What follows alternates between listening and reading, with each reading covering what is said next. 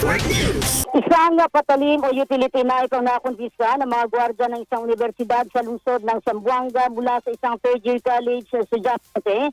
Ito ay sa kalagitnaan ng pagpapatupad ng mas mahigpit na seguridad sa lahat ng mga paaralan ngayong araw, Agosto 24 dito sa lungsod.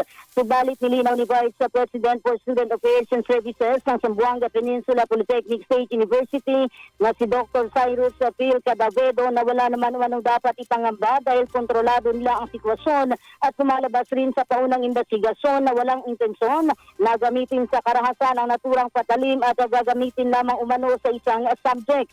Sa kabila naman ito, inihayag ni Dr. Cadavedo na nasa posediya ngayon ng Guidance Office ang nasabing estudyante para sa gagawing assessment at verifikasyon sa ibinigay nitong dahilan kung bakit may dala siyang patalim.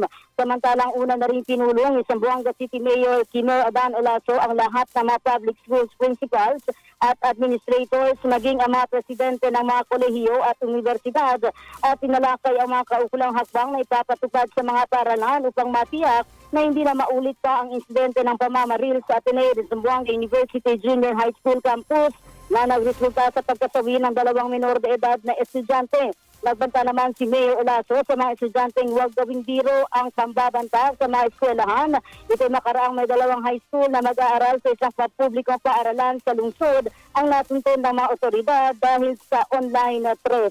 Kasama mo sa DXRG RNN Zamboanga, Radyo Man Mirasol Montosa, Tapak RNN.